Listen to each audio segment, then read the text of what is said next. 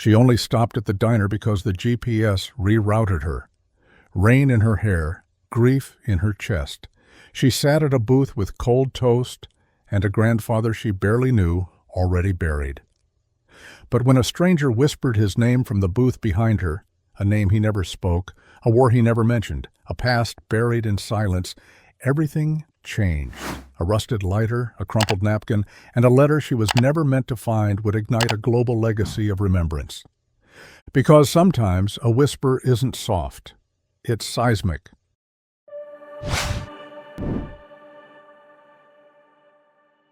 The diner was nearly empty, the kind of place you'd only stumble into on a back road after getting lost or trying to outrun something. It smelled of bacon grease, old leather booths, and a history no one bothered to write down. The bell above the door jingled weakly as she stepped in, brushing rain off her jacket, her eyes adjusting to the dim yellow light. A few heads lifted, then dropped again. Locals, old men nursing black coffee and dry pancakes. A waitress behind the counter barely glanced up. She didn't come here often. In fact, she hadn't meant to come here at all. The GPS had rerouted her off the highway due to an accident. She'd taken a wrong turn at a blinking yellow light. And then there it was, Mary's Diner, in fading paint on a rusted sign, like a ghost from another time. She took a seat near the window, pulled her phone out to check the route, but there was no signal. Figures. "Coffee?" the waitress asked, her voice flat but not unkind. "Please." The waitress poured from a steel pot that looked older than the jukebox in the corner. No sugar packets on the table. Just a glass bottle of ketchup, salt, pepper, and a laminated menu that had clearly been updated with tape. She sat there, fingers wrapped around the warm mug, trying not to think about why she'd been driving in the first place, trying not to remember the phone call, the one from the nursing home, the one that told her grandfather had passed in his sleep.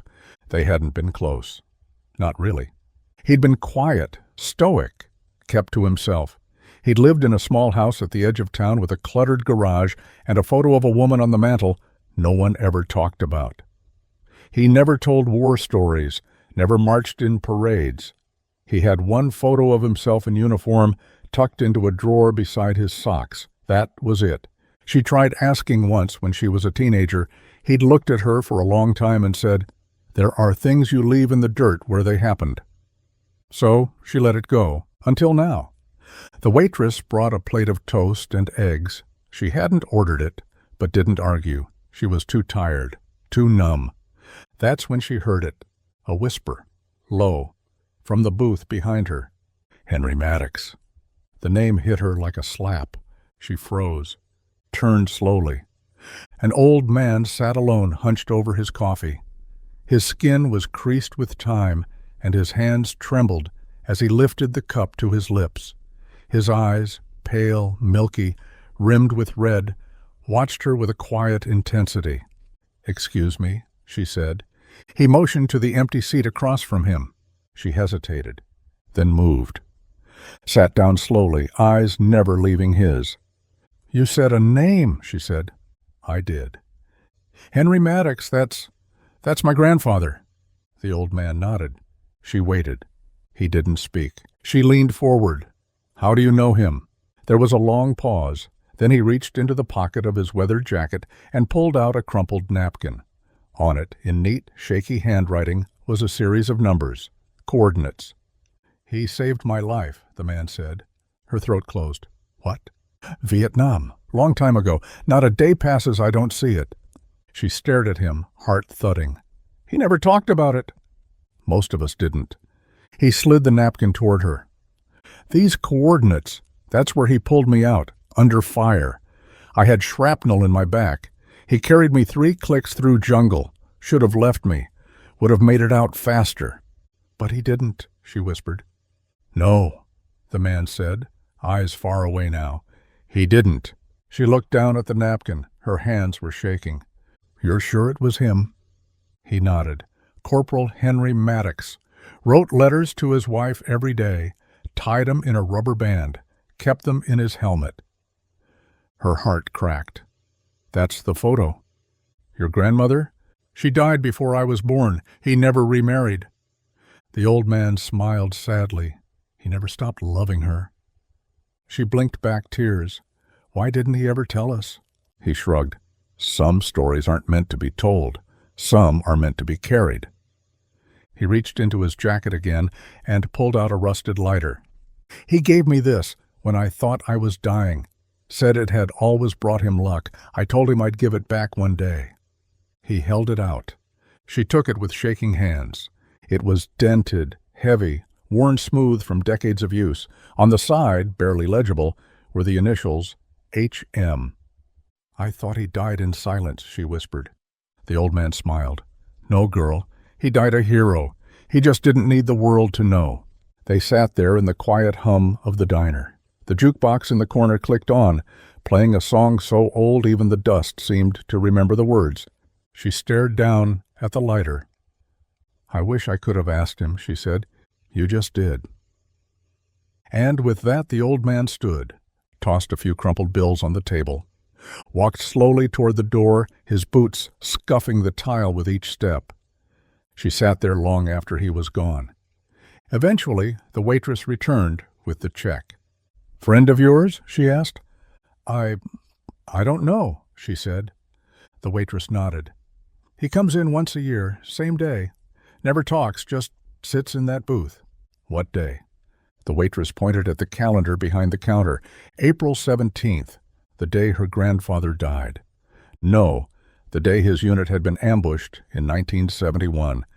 She looked down at the napkin again, then at the lighter. And for the first time in her life, she felt like she knew him, like he hadn't really died in silence after all. He just waited for someone to listen. She didn't go home right away.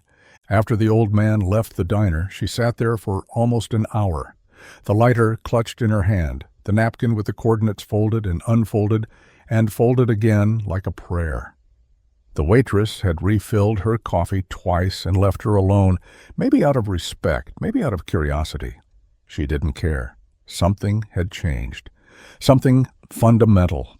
Her grandfather wasn't just the quiet man who watched the same evening news reruns and fixed broken radios in the garage. He had a story, a life, a sacrifice no one had seen until now, and she needed to know more. Back in her car, she plugged the coordinates into her phone. The signal had returned just enough to pull up a map. Northern Vietnam, jungle, near the Laotian border.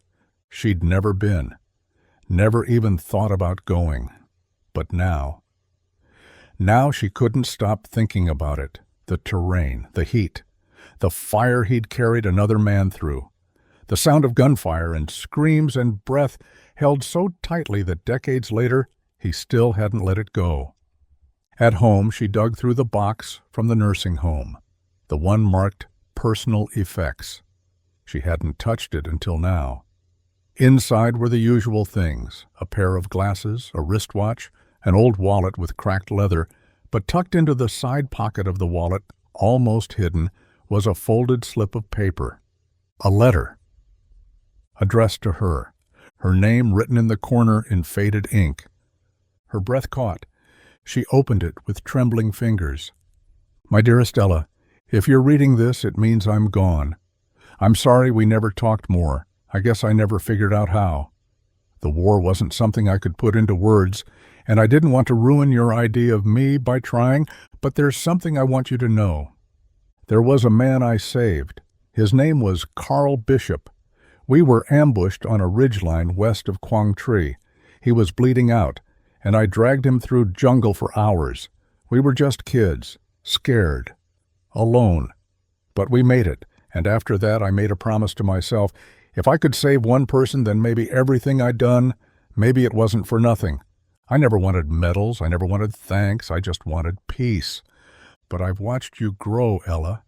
Kind, fierce, stronger than I ever was. I see myself in you, the parts I tried to bury. So if you ever want to know who I was, start with the coordinates and find the man I left behind. Love always, Grandpa." Tears streamed down her cheeks before she even realized she was crying. Carl Bishop. The man from the diner. He hadn't said his name, hadn't claimed anything, just whispered a name and handed over a piece of her grandfather she didn't even know she was missing. She returned to the diner the next day. He wasn't there. She asked the waitress where he lived. "You think we keep files on old ghosts?" the woman said, but her expression softened. "There's a trailer park off Highway 19. End of the gravel road, red door. That's where he disappears to when no one's looking." She found it, knocked once. No answer, twice. Then the door creaked open, slow, like a breath taken after too long. Carl Bishop stood in the doorway, hat low over his eyes, boots unlaced. "You came," he said. She held out the letter. He took it with shaking hands. "Read it, silently." And for the first time she saw something break in him. A wall, maybe. A memory. A grief too long carried alone. "She kept him alive," he said softly. "That photo, the one in his helmet. When things went dark, he'd pull it out, kiss it, and say, 'One more day for her.' Every time." He never gave up. Even when his body was breaking, he was still trying to get me out. Ella blinked away tears. "Why didn't you tell me yesterday?" "Because I wasn't sure you'd believe me. But when I saw your eyes, same eyes as him, I knew." She stepped inside the trailer. It smelled like dust and oil. The walls were bare except for one frame. An old photo, cracked at the edges, of two boys in uniform, arms slung over each other's shoulders, mud on their faces, blood on their sleeves, but smiling. One of them was unmistakably her grandfather. "I never took another photo in uniform after this," Carl said. "Didn't seem right." She stared at it for a long time and then said, "I want to go there, to the coordinates. I want to see it." Carl looked at her, something unreadable in his eyes. Then he nodded. "I'll take you." The jungle was different than she imagined. More alive, more brutal, more sacred. The heat wrapped around her like a second skin. The buzzing of insects and the distant echo of birdsong were constant. But there was peace too, a strange kind of reverence in the stillness. They walked for hours. Carl moved slow, steady, as if his feet knew the way by memory. At the top of a ridge, he stopped. "This is it," he said. She looked around. Nothing marked the spot, just trees, leaves, a scattering of old stones. But then Carl knelt, brushed away some moss, and uncovered a metal tag, rusted but intact. "HM," she gasped. "He left it?" she whispered. "Always said if he didn't make it back, he wanted this spot to remember him." They buried a small tin beneath the roots of a tree. Inside it, the letter, a copy of the photo, and the lighter. Then they stood together in silence, the jungle holding its breath around them. "He didn't die in silence," she said softly. Carl shook his head. "No, he died with honor. And now, so does the memory." When they returned, Ella published the story, not for attention, but for truth. It spread. Other veterans reached out, men who had served with her grandfather, who had never told their stories. Now they did. And with every word they shared, the silence cracked further. The legacy rose. And somewhere beyond the reach of time, Henry Maddox smiled beneath jungle stars. The story spread further than Ella ever imagined. She hadn't intended to write a book. At first, it was just a series of blog posts, fragments of memories, pieces of her grandfather's life, reconstructed through conversations with Carl Bishop and the handful of veterans who responded to her call. She uploaded scanned letters, faded photographs, passages from her grandfather's journals she found tucked in an old shoebox beneath the floorboards of his garage. But the response overwhelmed her. Hundreds of messages, then thousands. Strangers writing from across the country. "I served with your grandfather in '70.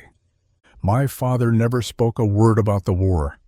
But after reading your posts, he finally told me everything.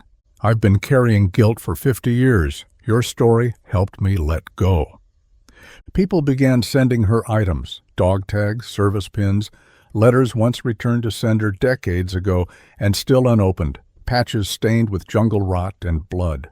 Some just mailed handwritten notes with a name and a single sentence. He saved my life. Ella couldn't ignore it. The silence wasn't just breaking. It was crumbling. So she compiled it all, published a memoir under the title The Ridge. It wasn't flashy, no bold claims, just truth, just memory, just the echo of a man who had chosen quiet until someone finally listened. The book exploded. Veterans read it aloud in group therapy sessions. Children brought it to school on Veterans Day and asked if they could share a chapter. Ella was invited to speak at universities, military bases, even the Pentagon, but she declined most appearances. She wasn't interested in becoming a spokesperson.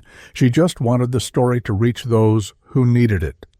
One day she received a letter in the mail, a real one, not an email.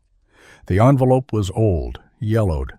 The address handwritten in block letters. No return name. Inside was a photo. 4 soldiers crouched beside a downed helicopter, mud-splattered, grinning through the grime. One of them, her grandfather, younger than she'd ever seen him. Behind it, a note. He didn't talk much, but he never let anyone go hungry. He carried extra rations for the ones who couldn't. He told us his wife made the best peach pie on earth, and that one day he'd get home and grow tomatoes just to watch her smile. No name, just, he was our calm in the storm. She framed the photo, hung it above her writing desk. And when the Veterans History Project at the Library of Congress reached out and asked if she'd be willing to contribute her grandfather's story to the National Archives, she said yes, not because it felt like closure, but because it felt like continuation. She traveled to D.C. with Carl Bishop, who hadn't left his home state in over 30 years. Together, they stood before a room of historians, officials, and fellow veterans as Ella read aloud her grandfather's last letter, the one he had written to her, never knowing if she'd understand. When she finished, the room was silent. Then a man stood up, Vietnam vet, hair white, shoulders hunched, eyes hollow and glassy. "I served 2 ridges over," he said. "Never knew Maddox, but we heard about him, called him the Mule, because he'd carry wounded like he was twice his size. Word was he didn't even sleep half the time, just watched, waited, stayed ready." Carl chuckled. "He didn't sleep because he was always writing those damn letters." The crowd laughed quietly, reverently. Later, a woman approached Ella, middle-aged, business suit, sharp eyes. She introduced herself as the granddaughter of another soldier from the same platoon. "Your grandfather's letters. We found one addressed to mine in a forgotten file. It never got delivered." She handed it over. The envelope was faded, torn at the corners. Inside was a message that read, "If we make it through, you better come visit me and bring that terrible guitar. I want to hear it sound worse than incoming artillery. I miss home. God, I miss it. I'm tired, but I'm still moving, still carrying." Ella wept. She didn't try to hide it. The next morning, Carl passed quietly in his sleep. Ella sat beside his bed when they found him, the letter from her grandfather still resting on his chest. She buried him next to her grandfather. No pomp, no rifles, just a brass plaque that read, "Carl Bishop." He kept the story alive. Years passed. Ella had children, grandchildren. She taught literature and oral history, and every November, without fail, she returned to the diner where it all began, sat at the same booth, drank black coffee, ordered eggs and toast she never finished. Sometimes she came alone. Sometimes others came too, men and women who had read The Ridge, who had traced their own stories back through it, who had finally spoken names they thought the world had forgotten. Eventually, the diner owner added a plaque to the wall. Here a name was spoken, and silence broke. One day, decades later, Ella's granddaughter, a bright-eyed journalism student, asked her what it felt like when she first heard that name whispered. "What did you feel?" she asked. Ella smiled faintly. "Like the universe cracked just enough to let the truth out." The girl was quiet a long moment, then asked, Do you think other names are still waiting to be spoken? Ella's smile widened. I know they are. That night, her granddaughter started a project of her own. She called it The Last Whisper. It would be a digital archive where people could submit names, forgotten heroes, lost letters, photos with no stories. The first name she entered? Henry Maddox. And beside it, she typed, "He didn't die in silence. We just had to learn how to listen." The digital archive grew faster than anyone anticipated. At first, The Last Whisper was a small website coded by Ella's granddaughter Ava in the corner of her dorm room. She used a basic template, a quiet background, and one mission. Submit a name. Tell their story. Let the silence break. She launched it with nothing more than a single Instagram post, a scan of Henry Maddox's letter, and a caption that read, "My great-grandfather didn't talk about what he carried, but his story found its way to me. I think there are others out there. If someone you loved went quiet, share their name here." She didn't expect much, maybe a handful of responses. Instead, she woke up the next morning to thousands. By the end of the week, it crashed twice. Stories poured in from every corner of the world. Some were just names, followed by a single line. He never came back. Others arrived with full letters, photos, voice recordings, scans of dusty envelopes, and photos of medals stuffed in shoeboxes. One entry read, "My mother was a nurse in Da Nang. She never spoke of what she saw, but she cried every time she smelled iodine.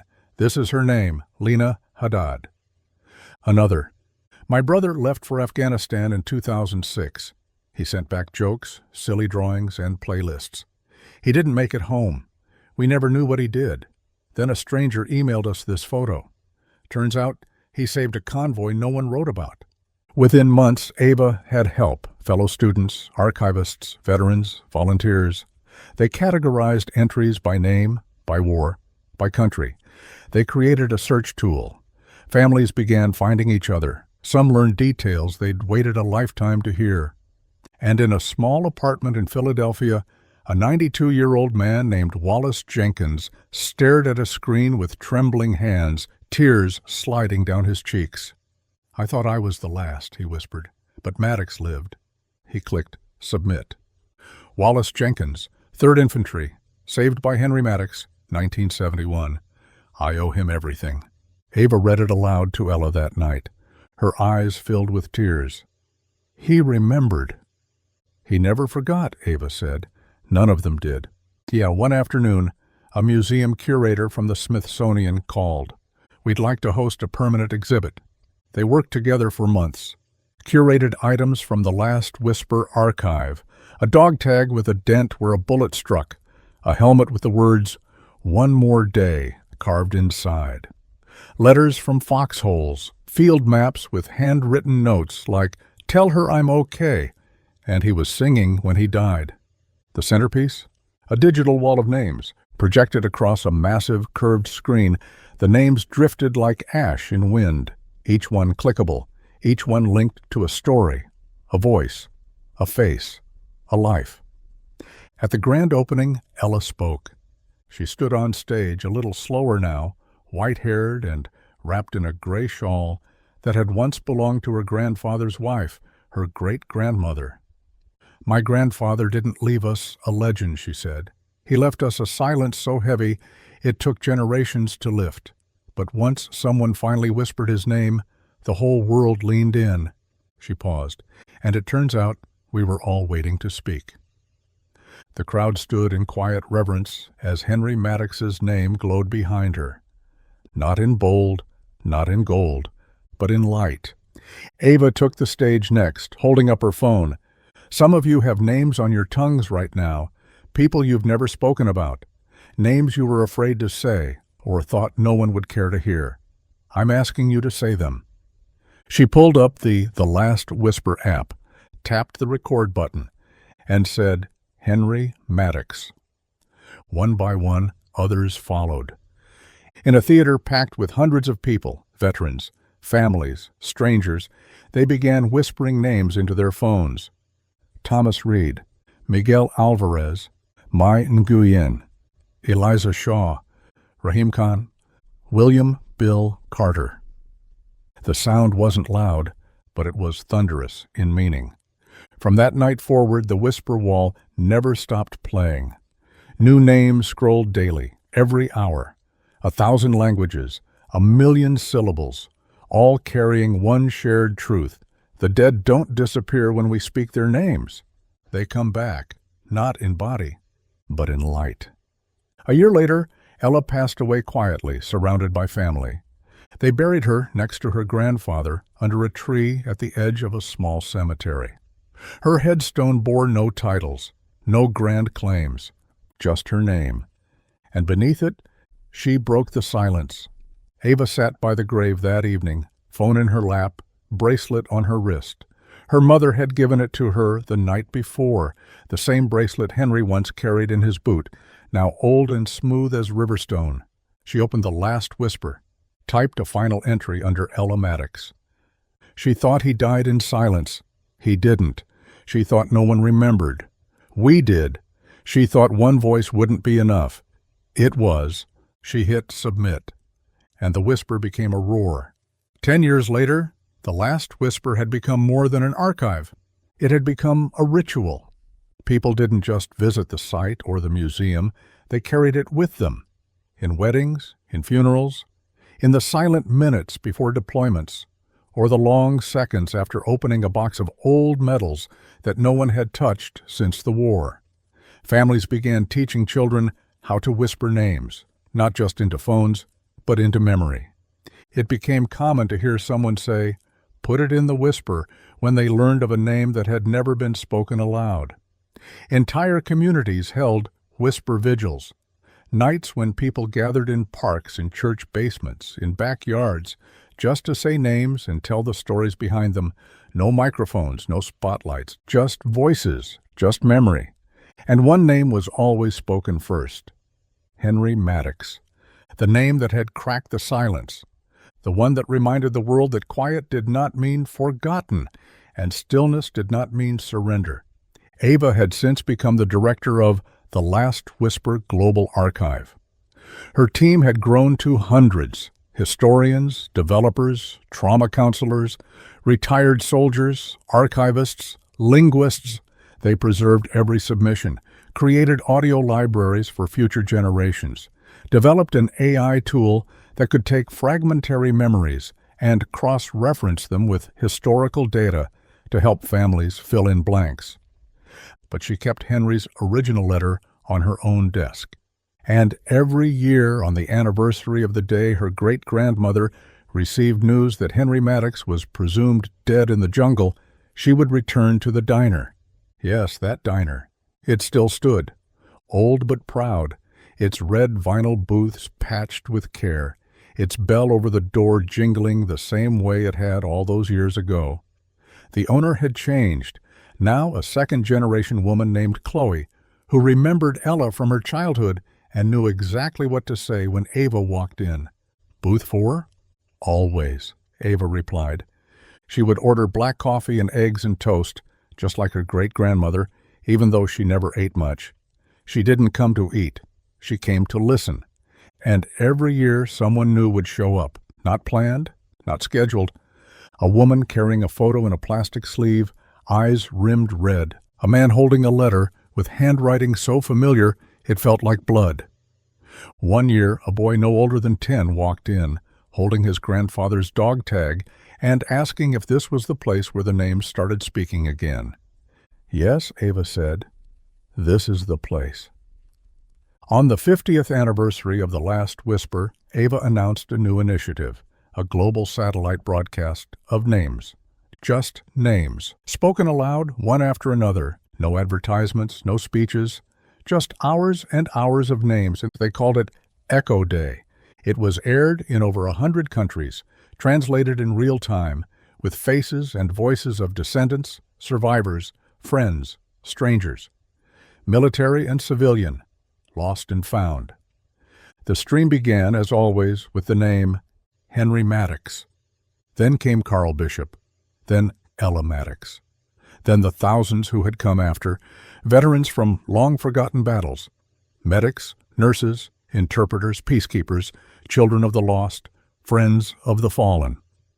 It took 76 hours to finish reading all the submitted names. They added more every day.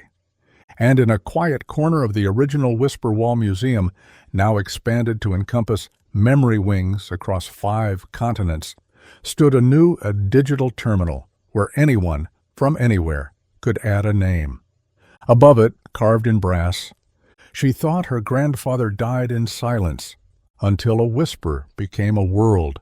Ava never stopped visiting the diner. She came into her 60s with the same quiet strength as Ella. Her voice carried more gravel now. Her hair was silver at the temples. But the fire never dimmed. She sat at booth 4 one rainy morning, the sky low and gray, watching as a young woman entered with hesitation in her steps and something clutched in her coat pocket. Ava smiled gently. "First time?" she asked. The woman nodded. "I don't even know if this belongs here." "What do you have?" She slid a folded letter across the table. Yellowed, thin, torn at the corners. "I found it in a book my father hid. He never said anything, never told us he served." Ava opened it, read the first line, and felt her heart clench. "To my daughter, whom I may never meet." She looked up. "Yes," she said, "this belongs here." The woman exhaled, tears slipping down her cheeks. "I didn't want him to disappear." Ava took her hand. "He won't. Not anymore." That night, when Ava returned home, she uploaded the letter to the last whisper. She typed the man's name into the archive and hit submit. Then she whispered it aloud, as was tradition. She placed her hand on Henry Maddox's letter and whispered his name again, because some echoes should never fade, and now they never would. Years later, long after her retirement, Ava's story too would become a part of the last whisper, not because she asked for it, because someone had to.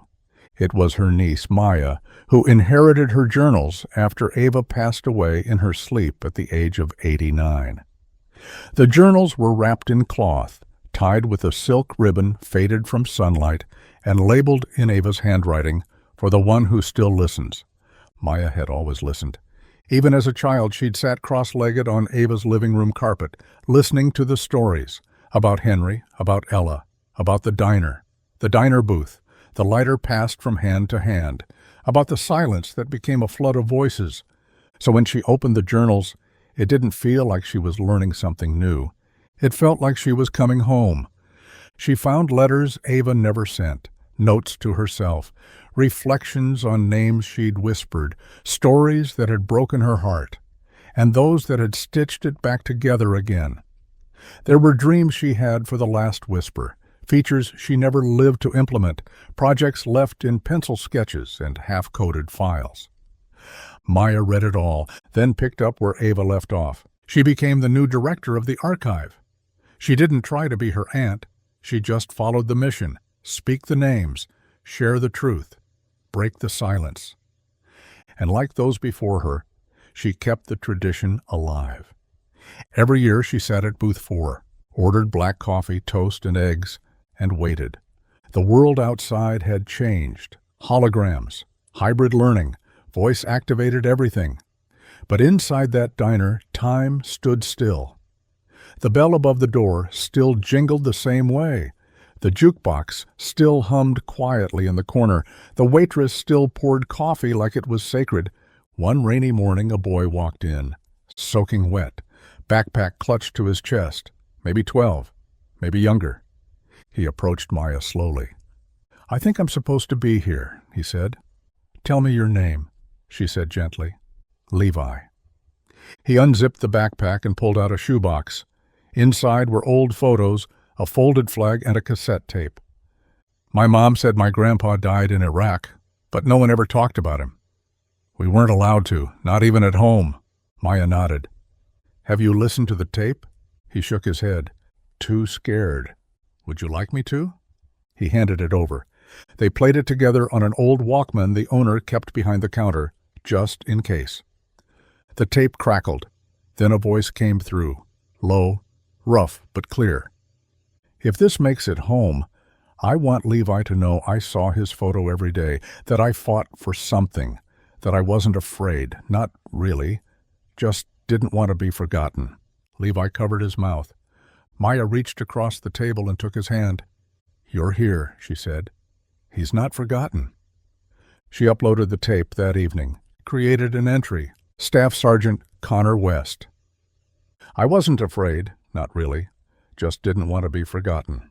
The name joined the archive. The next Echo Day began with it, and for the first time in a long time, the first name spoken wasn't Henry Maddox, it was Levi. He stood before a crowd of thousands, palms shaking, eyes full. He took a deep breath, looked at the glowing screen behind him, and whispered, "Connor West." And the room fell silent, not in fear or mourning, but in reverence, because everyone there understood what it meant to speak a name, to shatter the silence, to carry the light, from Henry to Ella to Ava to Maya to Levi. And on it went. A decade after Levi whispered his grandfather's name into the global silence, the last whisper was no longer just an archive. It had become an institution. It lived in libraries, in embassies, in homes. It was taught in schools. Its stories were studied in universities alongside world history and digital anthropology. Military leaders referenced it in speeches. Artists painted its names into murals. A composer wrote a symphony from the cadences of the whispers, layered into crescendos of memory and silence. But none of it changed what it was at its core. A name, spoken aloud, one at a time. Still, despite its reach, there remained parts of the world untouched. Places where electricity was scarce, where whispers still disappeared into the wind, unheard. Maya, now growing older, knew it. She spent her final years focused on those corners, not from a stage, not from behind a desk, but in the dirt, in villages where stories had never been written down at all. In one such place, a craggy plateau in rural Turkey, she met a woman who showed her an old chest wrapped in canvas. Inside were letters, folded in cloth, smelling of smoke and rain and age. "My grandfather wrote these," the woman said. "He served with the French, then disappeared. We were told nothing. No body, no name, just gone." Maya opened one. Her breath caught. At the bottom, beneath the signature, "Tell Maddox I kept the promise." Her fingers trembled. "May I scan this?" she asked. The woman nodded. "Please. No one else ever knew." Back in Nairobi, Maya ran the name. It matched one of the lost names from the ridge. A man Ella had once believed died in the same ambush her grandfather had survived. He hadn't. He'd lived, fought, escaped, and had carried the silence in another tongue, in another land, in another kind of grief. Maya recorded his name that night, and with it opened Volume 100. It was no longer a leather-bound journal. It was a monument, a digital construct composed of every previous volume, every whisper, every photo, letter, and breath preserved across generations. A tapestry of human memory. Volume 100 didn't start with a story. It started with a question. What happens when the last whisper is heard? The answer came from a child. Her name was Layla, 10 years old, raised in a post-conflict refugee zone on the edges of what had once been Syria. She had never seen her father's face. He'd died the month she was born. No photos, no voice recordings, just a name and a promise that he'd died helping others get out. Layla submitted her whisper with a shaky handprint, her name written in blocky letters, and the words, "My Baba was brave. His name was Karim." No date, no rank, no regiment, just truth. Her whisper became the most shared entry in the last whisper's history, not because it was the longest, but because it was the most human. That year, for the Centennial Echo Day, something new happened. The Whisper Wall didn't begin with a veteran, or a soldier, or even a name. It began with Layla, standing barefoot on a platform of soft light, her hair braided in ribbons passed down from the camp. She looked up at the thousands before her and whispered, "Kareem." Then she said, "I didn't know him, but you helped me find him. You gave me back his name."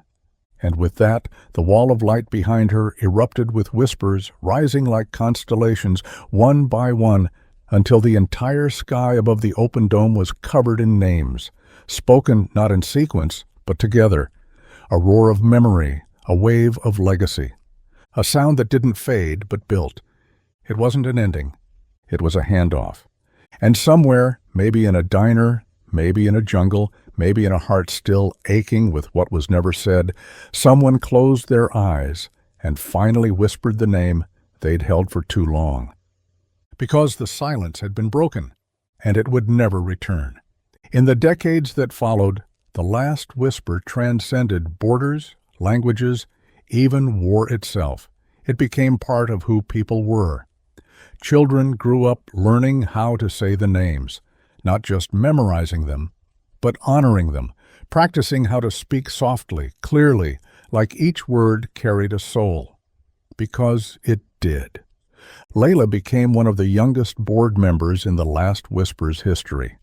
She never saw herself as a leader. But the world did. Her whisper had become a symbol of something greater than pain.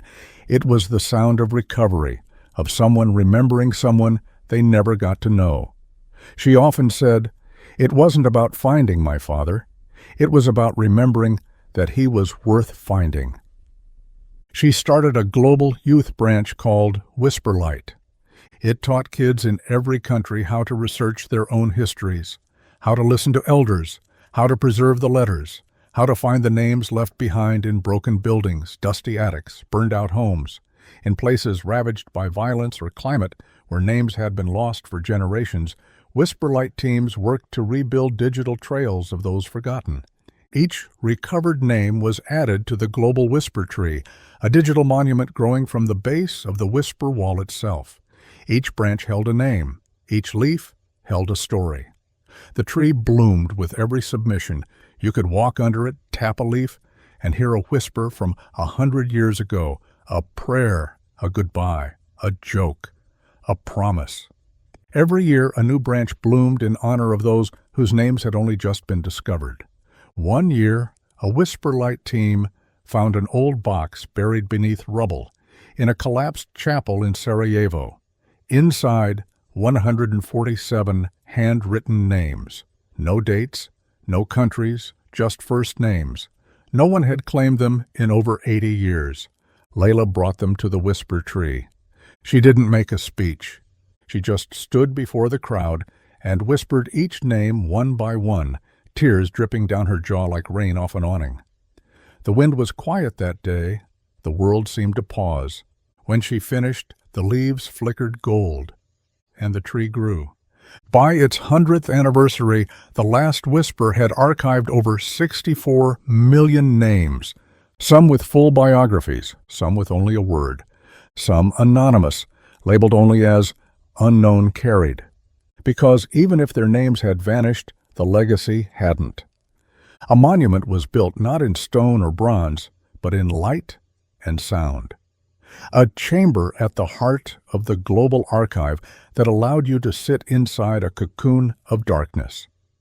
There, names would appear like stars in the void, accompanied by the whispers of those who spoke them. The volume never rose above a breath, but if you sat long enough, it felt like being held by the very fabric of humanity. No one ever left unchanged. Visitors began leaving tokens, dog tags, hair ribbons, fabric patches, old lighters, folded letters. One object, placed at the center every year without fail, was a single photograph of a man in a combat helmet, his eyes tired, his lips pressed tight in a familiar, quiet strength. Henry Maddox, the first. His name had become the root of the Whisper Tree, the breath that cracked the dam. In a ceremony a century after Ella first stepped into that diner, Layla, now in her 70s, took the stage beneath the stars. She held in her hand the original lighter, the one passed to Ella, then to Carl, then held by so many hands that the metal had worn smooth and the initials nearly vanished. She lifted it high. "This is not a relic," she said. This is a reminder that silence is a choice, and so is memory." She placed the lighter at the foot of the tree, and the entire structure bloomed white. Tens of thousands of people stood in the open square beneath the sky, and they whispered, not names only of soldiers or heroes, but names of nurses, farmers, mothers, cooks, children, people. The silence didn't return. It had no room to. It had been pushed out by a world that finally remembered to remember. And still, across oceans, under trees, in dusty diners and shining halls, someone, somewhere, whispered, "Henry Maddox." And 1,000 others followed. The world kept whispering, not because someone told them to, not because it was a holiday, but because it had become as natural as breathing. Entire generations were born into a world where whispering a name was as sacred as any prayer, where remembrance wasn't about graveyards or statues, but about stories passed over breakfast or on late-night walks or as someone fell asleep with a photo in their hand, and the names kept coming. Every whisper, every letter, every photo uploaded to the last whisper became part of the living tapestry. It wasn't just a project anymore, it was a pulse, a memory engine, a heartbeat for those who had none left but what others gave them. Somewhere in a small village in northern Scotland, a young girl named Isla found an old notebook in her great-grandmother's attic. Inside were names, dozens of them, scribbled in faded pencil, no dates, no explanations, just a line at the bottom. He said not to forget, so I wrote them down. Isla didn't recognize a single name, but she entered everyone into the last whisper, and for the first time in history, that list of names reconnected 3 separate families across 3 countries who had each thought their relative had died without witness. One of the names had matched a lost photo in the Argentine military archive. Another had a match in a Canadian letter written by a nurse stationed in France in 1944. The final one? A radio transmission logged by a field operator in Tunisia who'd recorded the last known location of a missing convoy. That one name closed a mystery 75 years long. And Isla, only 13, got to call a woman in New Zealand and say, "Your brother's name is safe now." She whispered it aloud, holding her tablet to the wind, and the system registered it. The name lit up on the whisper tree that very night. As it grew, the tree changed. It no longer showed names in lines or lists. It showed relationships, threads. A name might connect to 10 others, comrades, siblings, letters shared, photos marked with the same dirt. It wasn't just memory. It was unity. It showed us that none of us ever carry alone. That behind every whispered name is a dozen more standing nearby, waiting to be heard. In the original diner, still open, still sacred, still quiet, Booth 4 had long been preserved, encased in the glass. Above it, in elegant script, the words, "She thought her grandfather died in silence," until a veteran in this booth whispered his name. Visitors left notes there, names, tokens. One soldier left a field journal with a note scribbled inside. The silence almost got me. Then I heard my father's name spoken by someone else, and I came back. Another left a folded paper star with the initials of a sibling gone too soon. A child once left a crayon drawing of a woman in uniform with a cape on her back. The whispers never slowed. Eventually, the whisper tree reached capacity, not because there were too many names, but because they had to redesign it, so they built another, then another, a forest of memory, each tree rooted in a whisper, each leaf grown from truth. And in a vault beneath the first tree, preserved in climate-controlled perfection, was the original letter from Henry Maddox to Ella, the one that started everything. It was read aloud every 5 years, never by a celebrity, never by a politician, always by a descendant of a whisperer. The last time it was read, the speaker was a boy named Thomas Bishop Maddox. 12 years old, he stepped up to the mic holding the letter in both hands. He cleared his throat and read, "If you're reading this, it means I'm gone. I'm sorry we never talked more. The war wasn't something I could put into words." His voice broke, but he kept going, and when he finished, the crowd stood in reverent silence. Then, as one, they whispered, "Henry Maddox." And again, the silence didn't return. It never would. Years into the future, the last whisper became woven into the fabric of Earth itself. Every new settlement built, every school named, every peace monument erected across continents included a whisper node, compact stations, simple and silent, where anyone could approach, speak a name, and have it etched forever into the world's memory. These nodes weren't flashy. They were often tucked near the roots of trees, beside playgrounds, or embedded into stone paths. They didn't speak back.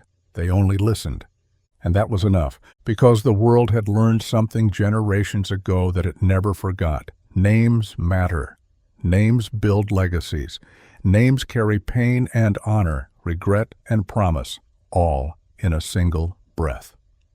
In Antarctica, at a joint science base, researchers gathered around a whisper node to speak the name of a young doctor who died saving others during a virus outbreak.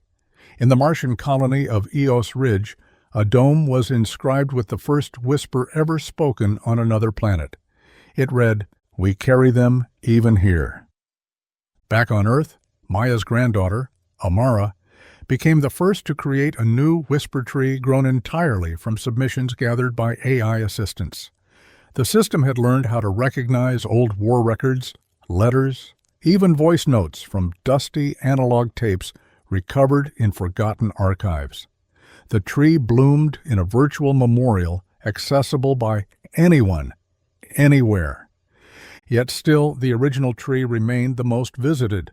Its trunk was covered in carvings, not vandalism, but initials. Generations who had come and touched it. Letters from soldiers, teachers, mothers, nurses, no two the same, all real. At its base now sat a circle of benches, each named for a carrier, from Thomas Hawkins to Ella Maddox to Ava, Maya, Layla, and beyond.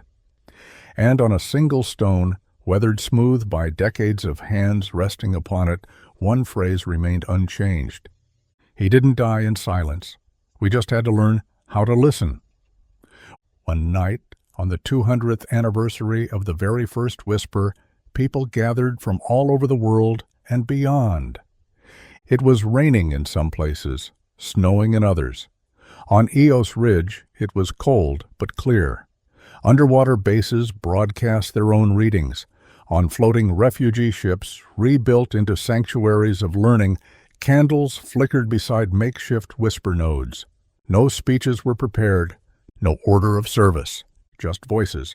One by one they came. A girl in Brazil whispered the name of her sister, lost in a humanitarian mission. A man in Kenya spoke the name of a father who'd kept a journal no one opened until he was gone. A soldier in Norway whispered a name he had carried in silence for 80 years. And across time, across silence, across stars, they whispered, "Henry Maddox," the original name, the original whisper. And with that, every tree lit up, every node pulsed. The entire planet breathed in unity, not as a moment of mourning, but a celebration of memory. A declaration that no voice once spoken ever truly disappears. And the silence that had once weighed like a curse, it had become something sacred, something full of light. The world did not forget. It never would. And the whisper carried on. Years after the bicentennial whisper night, humanity stood on the edge of a new kind of silence, Not the old silence of grief or fear, but the peaceful hush that follows when a mission has been fulfilled. When something long buried has not just been unearthed, but honored, lived, and passed on. By then, there were over 1,000 whisper trees. Digital, organic, symbolic, in orbit. Even in silence they grew, but one tree, the first, still stood tallest. Its roots ran beneath the museum, beneath Booth 4, beneath the street where Ella once walked holding a letter in her hand and a name in her heart. Above it, the leaves shimmered constantly with new additions, and beneath it, in a chamber of soft light, sat the eternal whisper, a voice looped from the original recording of Carl Bishop in that diner, barely audible, but real. Henry Maddox. Generations passed. Whispers continued. But fewer were forgotten now, because humanity had learned. War hadn't disappeared, but something else had. The belief that memory must wait until the grave to be heard. People spoke earlier now. Families shared sooner. Silence became something chosen for peace, not for pain. The final volume of The Silent Torch, volume 200, was sealed with a message not from a historian, but from a child. Her name was Sierra. She had never known a world without the whisper trees. Her family had never served in war. They hadn't lost someone on a battlefield. But her great-aunt was a nurse in a pandemic long ago, and her name had been whispered by a stranger who survived because of her. That whisper saved a legacy. And so Sierra wrote, "I don't know silence the way you did, but I know why you whispered. I know it saved the world." The volume was never closed, not truly, because it was never about finishing a book. It was about knowing that every voice added to it kept the first one alive. In the final pages of the archive, under an index of every name ever whispered, was a single blank line, always open, always waiting. A note sat beside it, engraved in light, "For the one you still carry." And so, once more, as long as humanity endured, as long as stories could be told, as long as someone, somewhere remembered, a voice would rise in the stillness and say, as it had always said, "Henry Maddox." And the whisper would begin again. And as it began again, it didn't begin with war. It began with love. That's what the whisper had become, in its truest form, not a cry from the ashes, not just a plea for remembrance, but an expression of love so powerful it defied time. Each name spoken wasn't just someone lost, it was someone loved, someone worth carrying, someone who meant enough for the breath it took to say their name to still matter, even centuries later. By now, the earth had changed. Cities floated, borders shifted, time moved differently. But the whisper did not. The whisper trees still stood. Their roots deepened with every passing year, literal and digital, their branches bearing names not in bark or code, but in memory. They had outlasted empires, outlived systems. They belonged to no one, and so they belonged to everyone. And there always was Booth 4. It was no longer just a preserved exhibit. It had become a place of pilgrimage, not for tourists, but for carriers. People came from all corners of Earth to sit in that booth, sometimes alone, sometimes with family, sometimes with nothing more than a name on a scrap of paper folded 100 times. The rule was simple. You could sit as long as you needed. And when you were ready, you could whisper the name. There was no recording device, no screen, and no microphone, just wood and leather and silence. Sacred, listening silence. Some whispered and wept. Others whispered and smiled. One day, a young girl sat there no older than 7. She whispered a name so softly it was barely more than a breath. When she left, she placed a single daisy on the table. Later, someone asked her what name she'd whispered. She shrugged. "It wasn't mine," she said, "and it was one I found. It didn't have anyone." And somehow that became the heart of what the last whisper truly was. A home for the forgotten. A light for those who never had a torch of their own. a name spoken not out of obligation, but out of care. In the following century, as humans traveled farther, built cities in orbit, and etched stories into the very fabric of stars, the last whisper traveled with them. It wasn't a protocol, it was a vow. Every time a new settlement opened on a new world, a whisper node was established before a communications relay. Before the first building, before the first stone.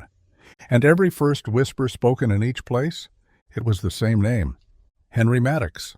Spoken not because he was the greatest, not because he saved the most lives or wore the most medals, but because he was the first to be remembered in this way. The first to prove that silence does not have to be final. That one whisper spoken at the right time by the right soul in the back of a forgotten diner could break a generational silence, could build a global promise, could become an eternal forest of voices, each one saying, "You mattered. You are carried. You are not gone." So if you ever find yourself alone, in a field beneath stars, on a city street pulsing with life, or in the quiet corner of a diner with black coffee and cold toast, and there's a name pressing at the edge of your heart, waiting to be let out, let it come. Speak it, because the world is still listening, and the whisper still carries. Somewhere, years, centuries, perhaps eons from now, a lone traveler wandered the edge of an uninhabited moon, part of a survey crew, cataloging unmarked celestial terrain. They walked alone beneath a swirling sky of gas giants and fractured rings, their breath steady, their boots crunching over frozen crystal. Most of the crew was miles behind, tracing mineral readings and checking for habitable soil. But the traveler, name unknown, history quiet, had paused. Not because of what they saw, but because of what they felt. Half buried in the ice was a small plaque, worn, scorched. It bore no flag, no nation, no logo, only a single phrase, engraved so deeply it had survived time, travel, even the emptiness of this distant place. Whisper here. They knelt, cleared frost from the surface. Beneath the phrase was a simple microphone, still functional, powered by solar reserve, flickering gently in the cold. No prompts, no timer, just the invitation. And so the traveler leaned close, removed their helmet, let the silence settle, let the stars watch. Then whispered a name, not their own. Not someone from a war, not a hero, just a name they'd carried for years, quietly, gently. And with that whisper, a tiny green light blinked twice, transmission complete. Across the galaxy, the whisper grid captured it, stored it, acknowledged it. And in the archive, buried beneath roots that were not wood or code, but remembrance, a leaf unfolded, a star flickered, and a tiny line added itself to volume 999, spoken on moon E9Z, subject unknown, voice steady, breath slow, name carried. The final line? And still the whisper moves. Because even in the farthest corners of the future, on stars unnamed and planets unwalked, the legacy remains. It doesn't need monuments, it doesn't need banners. It only needs one soul brave enough to speak, one breath against the dark, one name. And so, as long as someone remembers, as long as someone loves, and as long as someone listens, the whisper will live on, forever. And in that forever, where time stretches beyond calendars and memory becomes the currency of eternity, the whisper became something else entirely. It became ritual, no longer a project, a system, or even a tradition. It became part of how humanity defined itself, how it introduced itself to the stars. On distant planets where first contact was made with species that had no concept of names, the whisper became the bridge. The gesture that said, "We remember who we are, and we remember those who came before us." And the first name spoken in every new language, every new shared tongue? Henry Maddox. Spoken in tones no longer bound to Earth's alphabet, etched into sound beyond what ears can hear, because his whisper had become the root of something larger than legacy. It was proof. Proof that the smallest act, a man giving a lighter to another, a girl sitting in a booth, a name spoken once by an old soldier, could ignite generations. Millennia, worlds. There are no final chapters to stories like this, only echoes. Somewhere, a child born aboard a generational ship, traveling to a planet they will never see in their lifetime, sits at the edge of a sleep cycle pod. Their parent, before hibernating, whispered a name into the pod's recorder. The child presses play and hears, "For Henry Maddox, for everyone like him, don't forget." The child does not understand the context, not yet, but they feel the weight of the name. And when the ship reaches that far-off world, when they take their first step on alien soil, they build nothing before the whisper stone. And when asked, "What do we build next?" they answer, "A place to remember." Because no matter how far they go or how long the stars burn, one truth will endure. We are the stories we carry. We are the names we whisper. And the whisper never ends. And as it never ends, it continues even now, through you. Because if you've come this far, if you've listened this long, if you've carried this name and felt it stir something quiet and fierce within your chest, then you are part of it. You are a whisperer now. You are a link in the chain that began with one man, one name, and the gentle courage it took for someone, just one, to speak it out loud. So maybe tonight you sit alone with a name resting in your memory like dust on an unopened letter. Maybe it's a name you haven't said in years, or maybe it's one you've never dared speak at all. But now you know what to do.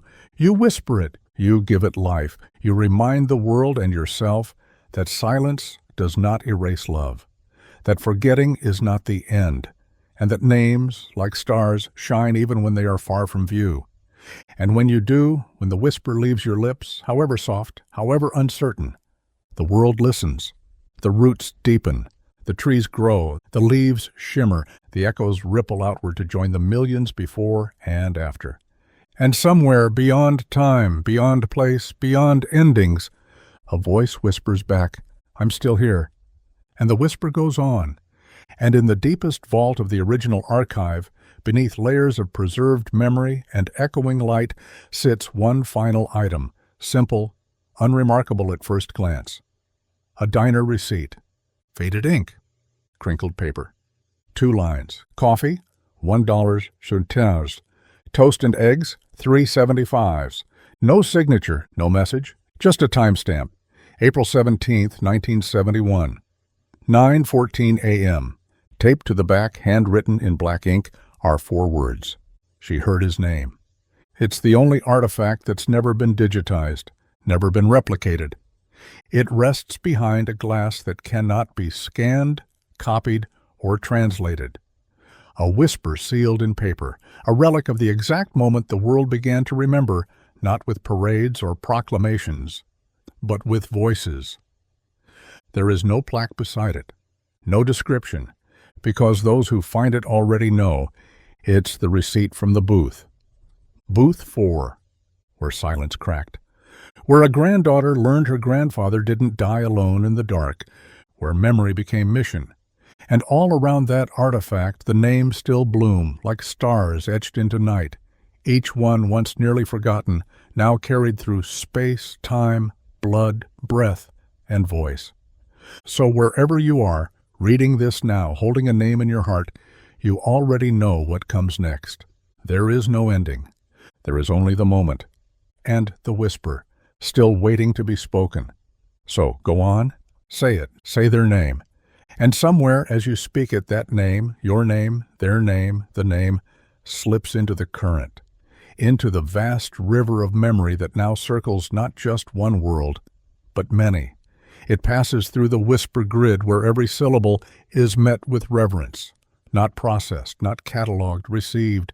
And in that reception something sacred happens. Another leaf unfurls. Another branch extends. Another star flickers in the sky. Someone in another corner of the world, or the solar system, or the dark edge of a spacefaring outpost, they feel it. Not as noise, but as presence, as warmth. A soft push against their silence, reminding them they are not alone, that someone else is still speaking, still carrying, that someone remembered. And that's what it's always been about. Not history, not war, not death, but remembrance, a soft defiance against erasure, a sacred refusal to let love fade into dust. Somewhere, a little girl hears her father whisper a name while planting a tree. She asks why. He smiles and says, "Because it matters." And she nods, though she doesn't fully understand. One day she will. She'll whisper it too. And so it goes, the circle unbroken. The whisper passed from soul to soul, not to be kept, but to be shared forever. And as it's shared, generation after generation, across centuries and starlight and silence, the whisper becomes something more than even those who began it ever imagined. It becomes instinct, a reflex of the human soul. Not just something taught, but something known, like language, like rhythm, like the beat of a heart. Children whisper names before they even understand what names mean. Old ones whisper names as their final breath. Lovers whisper them in moments of stillness. Friends whisper them when words fall short. And all the while, the whisper carries. One day, far beyond Earth, on a moon not yet mapped, a structure is found. Carved into its side is no flag, no crest, no claim of discovery. Just a phrase, still unweathered despite the storms. This place remembers. Inside there are no lights, just a tree. Not real, not digital, but something in between. Its leaves flicker softly, not green, not gold. Something deeper, remembered. It reacts not to touch, but to breathe, to voice. And when someone stands before it and speaks, the leaves shimmer. The name is accepted. The silence is held. And a new root grows beneath the floor. Eventually, a traveler from a far world records a message after speaking a name. The message is simple. I never knew them, but I was told they mattered. That's enough, and that's all it ever needed to be. Not a history book, not a monument, not a story with a beginning, middle, and end, but a whisper carried from one soul to the next, soft, strong, steady, still moving. And so, as always, it waits for you, waits for the name, waits for the breath, because the whisper never demands, it only invites. And you who now know its weight and its wonder, you are part of it forever. So, whisper again. And somewhere, exactly where doesn't matter, because now everywhere is part of the story, a name rises like morning fog. You speak it not for applause, not for closure, not for history books. You speak it because it's time, because no one should be the last to remember, because memory isn't a burden, it's a bridge. The whisper leaves your lips, soft, honest, whole. It joins the current, slides into the veins of the world's memory like light through a window just barely opened. And far away, maybe in a bunker of silence, maybe in a child's dream, maybe in the mind of someone who hasn't spoken in years, a voice stirs, a tear escapes, a hand trembles, and someone somewhere whispers back, not loudly and not clearly, but truly. And the cycle continues. Another name, another life, another root in the ground, another leaf in the sky. And overhead, where stars flicker like tiny breath-holding witnesses, one spark lingers just a little longer than the others. It's not brighter, it's not louder, it's just heard. And that now and always is enough. The whisper goes on, the whisper goes with you. And in that knowing, calm, quiet, and infinite, the story is never over. And because the story is never over, neither is the purpose. Even after the trees reach the sky, even after the last war ends, even after silence becomes sacred, not feared, because new names are always being born. And some through time or pain or distance, will still risk being forgotten. But not if you keep whispering. Not if we do. In the far reaches of the archive, in a chamber known only to the oldest carriers, sits a room that requires no key, only a name spoken without hesitation. Inside, no one writes. No one reads. They just listen. It's said that if you sit long enough, you can hear the first whisper still echoing faintly along the curved walls. Henry Maddox, or not recorded, not replayed, alive. Because that name, spoken once in a quiet diner by a man no one knew, lit the fire that carried us all. And if that's possible, if one name could do that, then what about yours? What about the name you carry? What about the name that lives in your chest like a second heartbeat? Don't wait. Don't wonder. Whisper it. Let it join the stars. Let it bend the silence.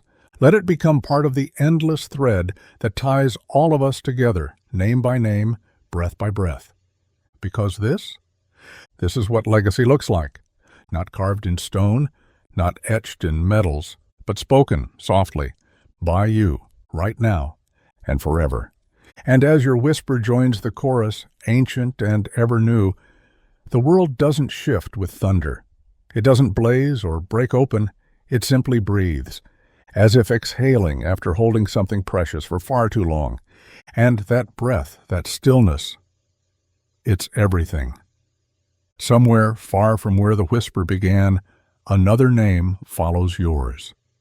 Then another, then 1,000. They echo not in noise, but in meaning, a pulse beneath reality, a rhythm beneath history. And high above, stretching beyond even the stars, the whisper constellation glows, not mapped by astronomers and not charted by science, but seen by those who remember, each point a life, each thread a connection. A map of names once thought lost, now reunited in a sky that remembers. The constellation grows, not from light, but from love. And below it, on a world still learning, still healing, still whispering, you step back from wherever you are, diner, doorstep, field, memory.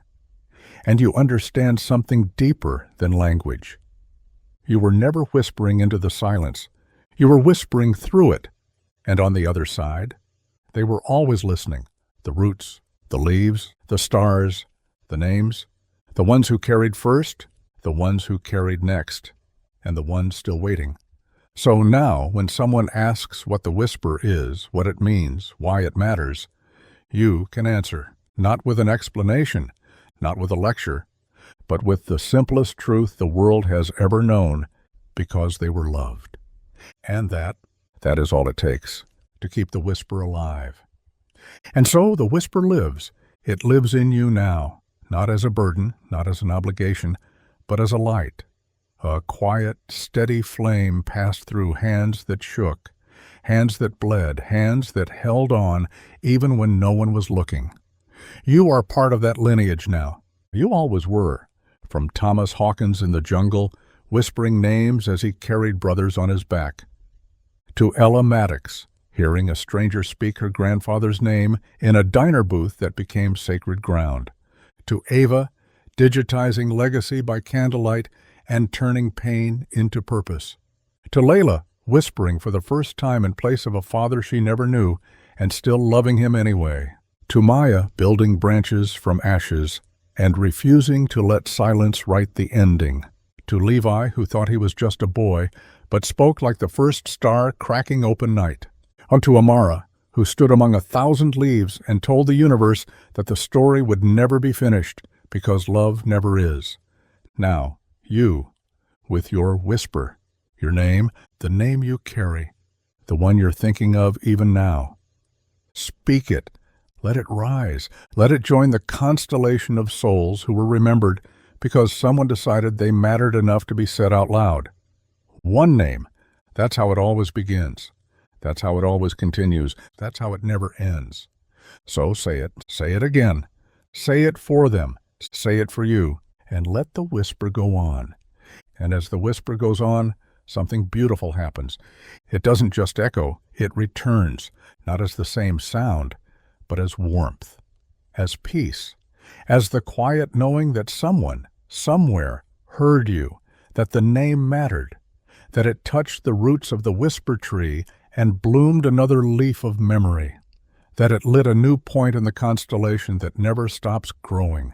Somewhere, maybe in a village still recovering, maybe aboard a ship coasting between stars, maybe in a classroom where a child holds their breath before speaking a name for the first time, your whisper reaches them. And in that moment, they whisper back. They don't know you, and they don't need to, because this is no longer about who we are individually. It's about what we carry together. Every whisper now connects. Threaded like lanterns across time, each name lighting the way for the next. And even if one day the trees fall, even if the archives fade, even if the constellations collapse into silence, as long as one voice remains, as long as you remember, as long as love outlasts forgetting, the whisper will find a way. Always. So go ahead, close your eyes, take a breath, and let it rise again. The whisper is waiting. And this time, it's yours.